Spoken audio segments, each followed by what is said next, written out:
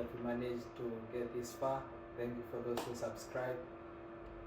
Thank you for those who liked the other 2 previous videos. Today I'm joined by 2 guests, Habib and Sultan. We'll be doing some deep dives into the current state of the game, analyzing some games which happened today, and hopefully you will enjoy today's episode. So, United has had a rocky start. Okay. And since Ralph Ragnick time, he said Manchester needed to have an open heart surgery. Some players needed to go. Mm-hmm. What will you say to his words? Since that time, the same issue has been coming back. We have been seeing players not living up to the standards. Mm-hmm. And right now you have a new Coach? manager, Manager, yeah. and he's still facing the same issues. Some players can't play in the way that he wants to play. How do you think your team tackles this? What's the way forward? Okay. From my own opinion, I think Manchester United has 2 departments to fix. The management aspect, excuse me, and the players themselves on the field. Because if the management are not given full responsibility, care, respect, value to the players, definitely they will not put their best on the pitch. Likewise, the same thing goes to the player too. If they are not putting their optimal best to perform, to make the management and the fans see their essential work rate, definitely they will not be able to, meet up to other clubs. So, would you suggest some players need to leave? For Definitely. new incomings? Some players need to leave because, first of all, some players need to leave. The new coach, the new manager, has his own style of play. So definitely, he's going to bring a new system, a new tactics. And if the current players are not putting their best, or they are not giving the accurate result in it, then definitely he's going to look out to see the ones that are capable of his technique and bring them in. So, Marcus Rashford to Aston Villa, he's been frozen from the team, I think, in the last 10 games. What's your take on how Rashford, can Rashford be sold? How do you speak now? Should Rashford be sold, or should he remain in Manchester because he's there one of them? Okay. When talking about Marcus Rashford being frozen from the first team, because the problem with Marcus Rashford is like he's not starting from now. It's back then when Ten Hag was their manager. You understand? So Marcus Rashford is a player that like the system in which Marcus Rashford plays is, he plays wings sometimes. If you can remember vividly, at the time of the coach, the Ole Gunnar, so yeah, sometimes he plays as 9. You understand? But I think Marcus Rashford prefer to play from the wing. You understand? From the left wing. But now when Ten Hag came, okay, fine, the preferred position for him is still playing the wing, but the information in which Ten Hag is like introduced to the player then was a little bit harsh. You understand? And when all these are players, we know blood, like it flows, like everybody have his own potential. You understand? So being Marcus Rashford being depreciated now, for now he's been depreciated, like the values, everything, even the way he plays is not even encouraging. You understand? Because Marcus Rashford of Ole Gunnar Solskjaer, he performed when Ole Gunnar Solskjaer was there. He performed when I think the former coach the interim coach Even under before. Mourinho. He performed very well. But you know, now when there is a system in Manchester United and he is not working for the players. So for now, the system in which what's it called, Ten Hag introduced to the players. Talking about the training section, the players complain about the training section. You understand? Like they said, it's very very hard for them. But sometimes, you know, when you work hard, it pays. Definitely. From my own opinion, you know, some players are very lazy.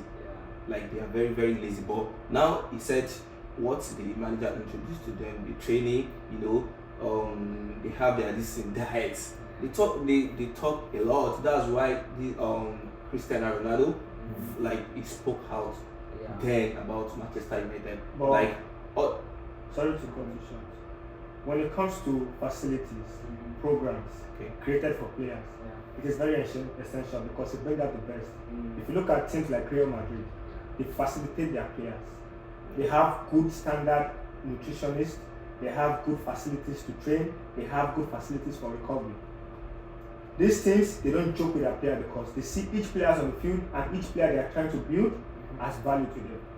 But you see, the rest of teams in most leagues, most especially let's talk about Man U now, they are not doing their best. They are not, you know, giving the optimal care for their players. The management need I will still be emphasizing on the management. I know they've changed new ownership now, and for now it might be looking roughy, but still they should be able to know how to manage themselves because if you are coming to take over something, you should have a plan. If I'm saying I want to take over a certain company, I should have this is my plan. So for you to sell to me, you know that okay, me handling this company to you, you will make it a successful one. I thought like the new ownership will be different, but it seems to be the same thing. It's more like Glazer family is still running the show. So when we are talking about the management, when Glazer was managing Manchester United, we know what they care more. What Glazer's family care more about is their income. So they don't care about the welfare of the player, the status of the player. So far, the coach went to the board. We need this player. You need it. So what is the market value of this player? They care about is this player, what's it like? What is it bringing to the table? You understand? I'm talking in terms of revenue. You know, they have to sell the jersey, they have to sell the muffler, they have to sell the cap, they have to the ticket. What they really care about is just their home pockets.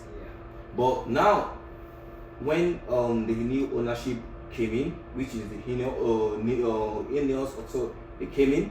So what people were expecting is they are going to invest more in the project. But like unfortunately, what people were saying now is the vice versa. Like I don't like the vice versa of the Glazer family.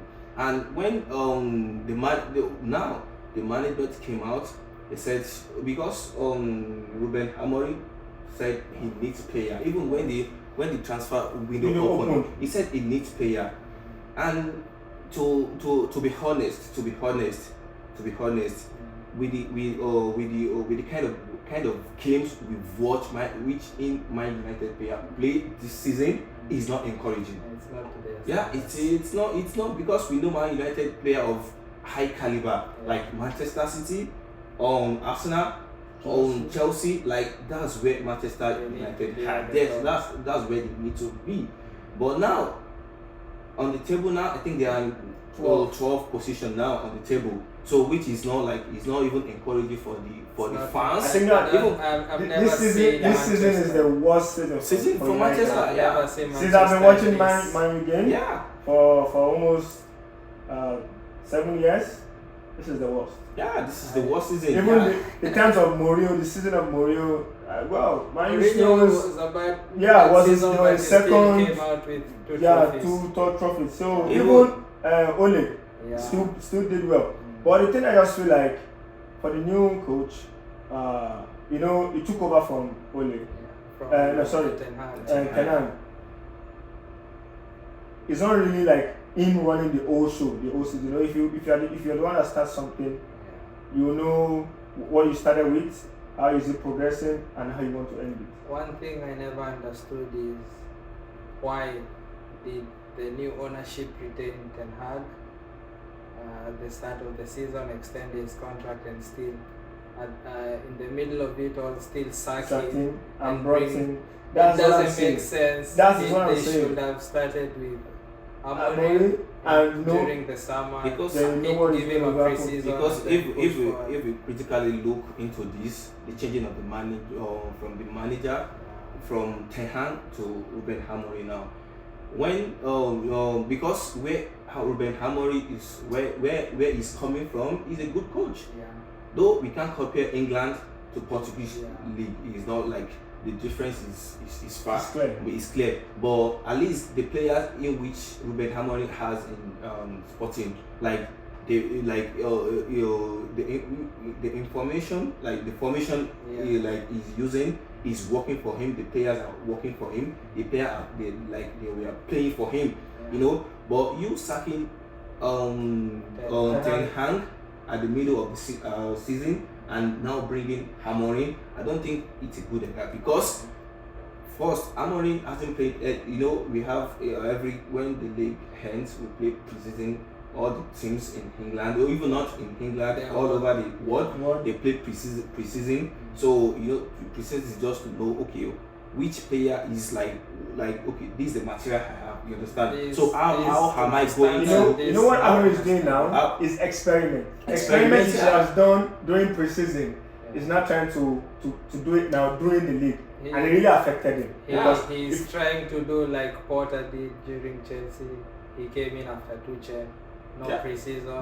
No preseason. And then the rest we know is so that's why the job is difficult for him right now. No, for me it's not difficult. You know why? Because now what he's doing now is just trying to survive with money for this season, because he came in halfway. Yeah.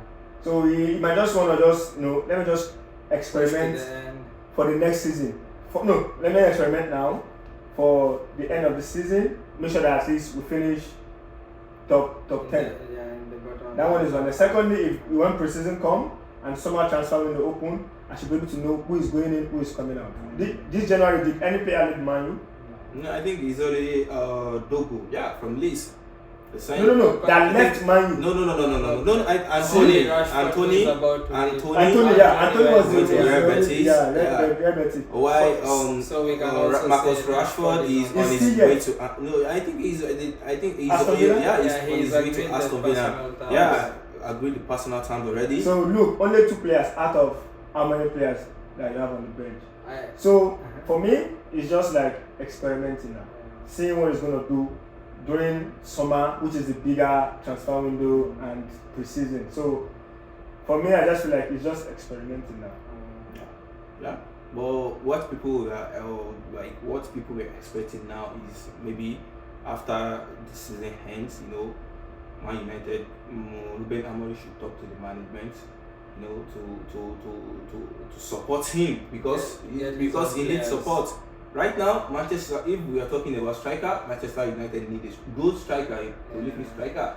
Yeah, they need like Benjamin Sesko. We have Victor Osimhen. We have a lot also of Boniface. We have a lot of striker in the market now. You understand? So they need overhaul in the midfield. They have problem in the midfield. The thing that was said 3 years ago needs to be done now. Yeah. Ralph Ragnick, he said Manchester needs to sell nearly this almost half of the team. Yeah, that's true. But what has to happen with Amorim? He needs to be given his own players so that he can execute his.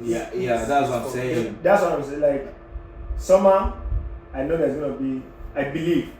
I don't know what the future says, but I believe summer is going to be a good transfer for Man. And preseason, you will see a lot of changes, because this guy Arne has a vision. Yeah, because this sporting we are talking about didn't just came in one season. Yeah, he has been building it for years, and now They are the one topping the league. So for him to come to Man, you don't expect him to do the whole magic and everybody. Man is in top 4. Stuff. Yeah. So you just let us just give him hope and see. You know what I would just try and talk to the fans, like they should be patient with Ruben Amorim. Yeah. He's going to do wonders in Manchester United because he has the potential already. Yeah. So with his CV, like he has the potential, he knows what he's doing. So what I'll just try and plead to them to just be patient with him and wait till the end of the season. Hopefully Manchester United, they are doing good in the Europa League. Yeah. So if he can actually go a long way in the Europa League, I think that's okay for him for the season. You understand? For the Manchester United fan, for the management, and for I think it's actually a good season for him if he actually try to win anything, maybe the Europa or he's gonna try. But one thing I want us to look onto is the guy is always funny to me. Yeah. Onana. What do you guys think about that guy? Because me, Onana's levels. It's just at Ajax was at his peak. Ajax and Prime. Inter Milan, good. And now you come to Manchester Man. United. Did you see the game they played against? There was the last game. 3-1. Brighton. Brighton, yeah. Against Brighton. He The spilled mistake, the third goal. He made so don't much couples of understand. errors. So I think Yeah. Man U also need to look Work on onto the the goalkeeper. goalie. Fine, we during Ten Hag period era, we thought he was the savior. But since he came in, and I have not seen any savior. I miss my De Gea. De Gea then, no, it was 100% for mine. I think De Gea is doing great At Fiorentina. Fiorentina. He's really performing well. He helped them. He helped them, yeah. To get to where they are now. Because if you're talking about Andre Onana, we know everybody when Manchester United signed him back then, everybody was happy, Onana is coming. We are no more 11 players, we are now 12, because he played with his feet. That's what people were saying. Brighton, I saw him at the halfway field. I was like, no, play this. I was like, what are you looking for outside? Yeah, because though if this season he has been fumbled, with so much couples of errors from him. I think we can't literally say the defender is not really, because Onana single-handedly cost Manchester United some errors, a lot in the goalkeeping area. So I think they just need total overall. They need this thing from Andre Onana. They need someone who is going to be competing for Andre Onana. Exactly. Let's take this as an example. When Arsenal signed David Raya in Brentford, people were saying we don't need David Raya. We have Ramsdale. He's a good keeper. He's a blah blah. But what I think the manager saw something from him. That's why he said, "Oh, fine, we need to sign this player." If we are talking about Ramsdale will make some errors. 2021, 2022, he cost Arsenal some games. Yeah, it cost, because you can't be on a goal in a goal post and your mind is somewhere else. It's not possible. It's not possible. He makes some mistake with his foot. So I think that's what the manager saw. We can't continue with this. So we have to sign another replacement. Just to compete, someone is going to be competing with this guy. And he went ahead to sign David Raya. I think in the goalkeeping department, also Chelsea is struggling. Their keeper has been committing some serious errors. The one I watched against Man City, it was like he was flying. He's been making me go mad.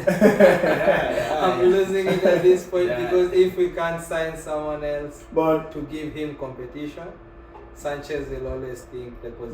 But most of the goalkeepers that come into England always come from Spain, from La Liga. If you notice. Because La Liga is more technical. It's more technical than, because than EPL. EPL is more of fast pace, run.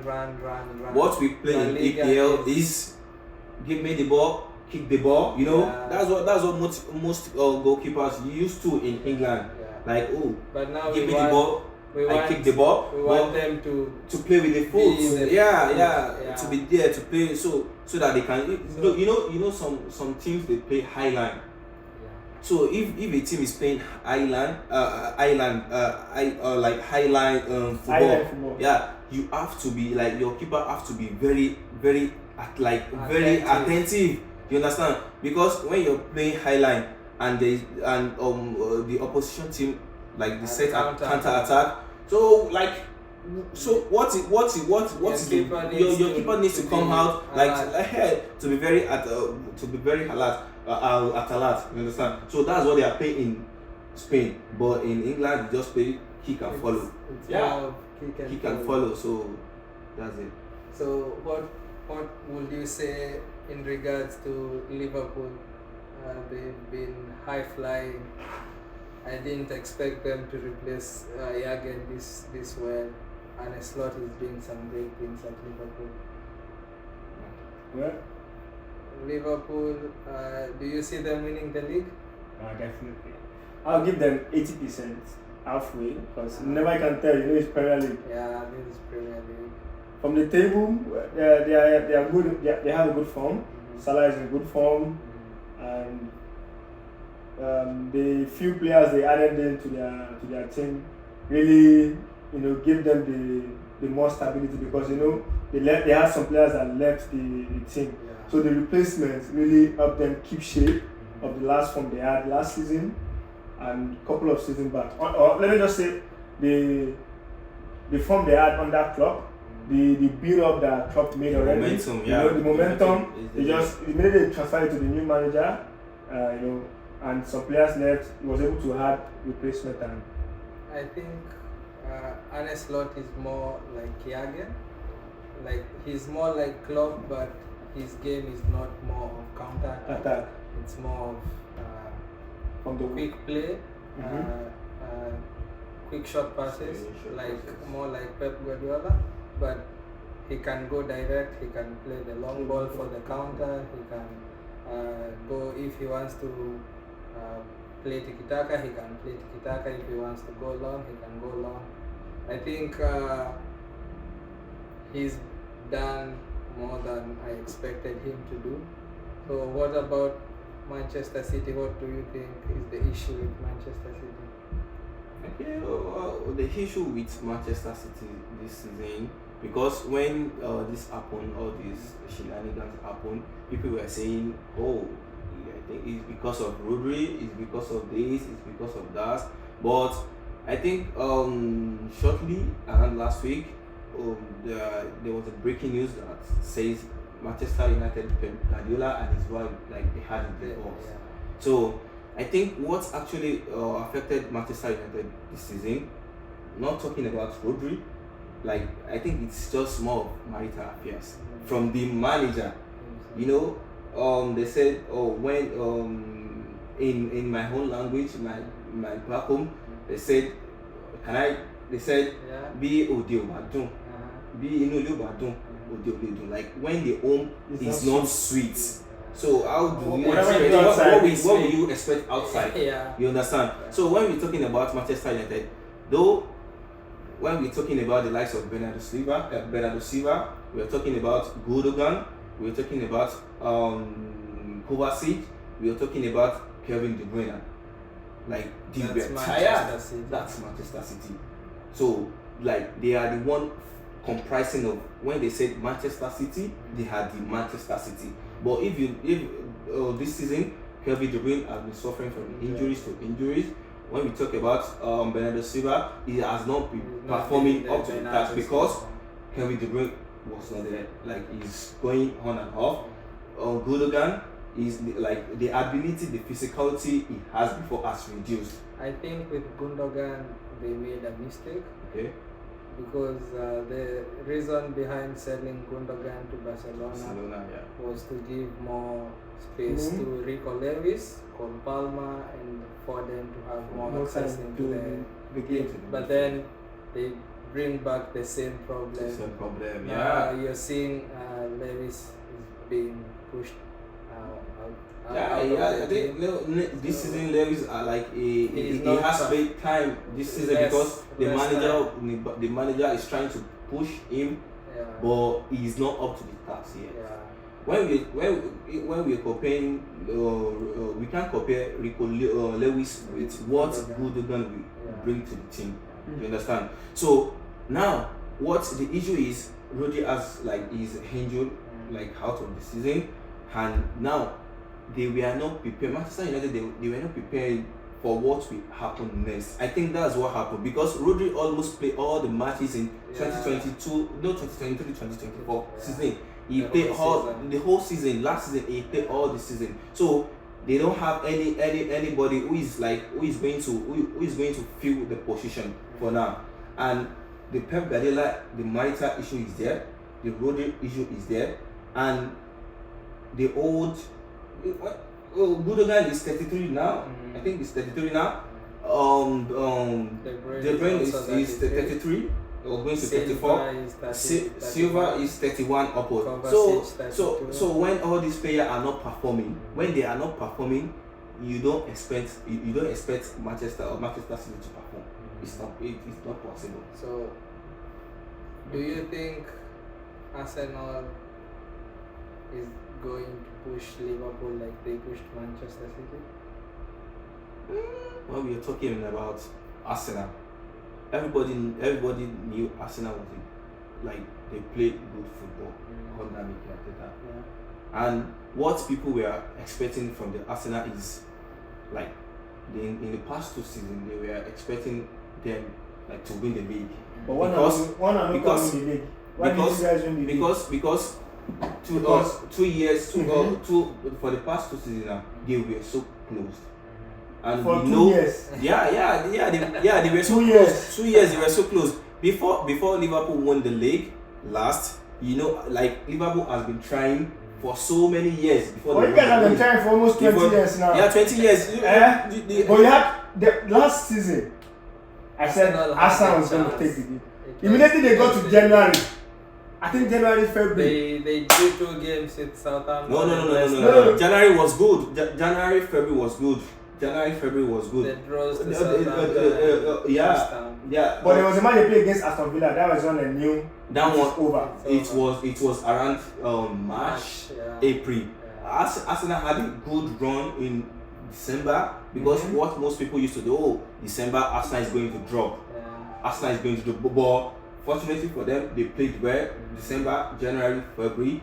But all this, the problem came around March. They played against Aston Villa. I think what decided the Arsenal not winning the league last year was the game against Aston Villa. I watched that match because they were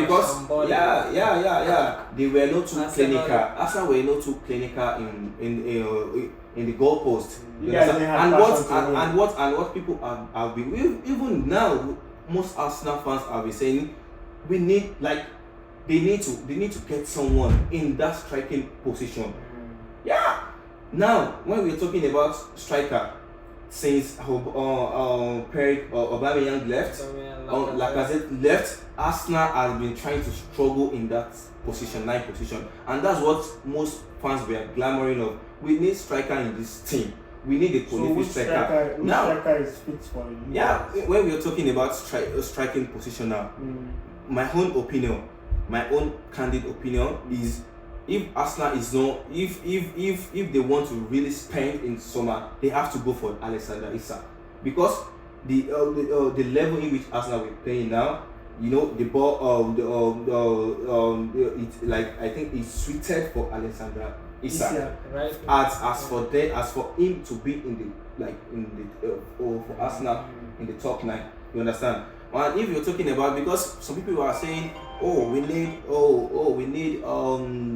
Benjamin Sesko, we need Victor Gyökeres, and though they are good, Victor Gyökeres is good. He's a good goal poacher, but he's not. You can't sell Gyökeres for me ahead of Alexander Isak. It's not possible because we know what he has been doing in the Premier League. Even this season, he won the Premier League Player of the Month three times now. So we know we know his ability to score more goals than Victor Gyökeres. Are there other strikers apart from Isak that is fit for Arsenal? Because if you're saying just Isak, he might come to Arsenal today and not even meet up the standard. Yeah, sometimes when a player moves from one team to another team, always affects his career. Yeah. And we know players that moved from one particular team and went to a different team, and when they're just being flopped. Yeah. So if you are saying you want Isak, first of all, you need to also consider, is Isak willing to come to play for Arsenal? Does it think that Arsenal standard, Arsenal, team is fit for him before he can move in? Yeah, Alexander Isak, before Newcastle went for Isak. Isak was playing in Real Sociedad. He was playing at Real Sociedad before Newcastle went for him. Then Arsenal had they had the interest for them to bring him to Arsenal then. But I think what happened then was Arsenal went ahead. I think to sign they signed someone then in replace of Isak. Like Isak, a striker? He's not a striker. Just like they were just trying to manage someone there, like in the position. But when Alexander Isak really he confessed my dream is to play for Arsenal. Why we say Arsenal like to do mistake? Yeah. Because you guys, you have the opportunity of signing players that want to come play for you. But because of that's the problem. Money. That's the problem. Because of money, they don't want to spend. They don't want to spend. Do you think Arsenal buying Kai Havertz was a good idea? For me, it was not a good idea because when they signed Kai Havertz, I was like,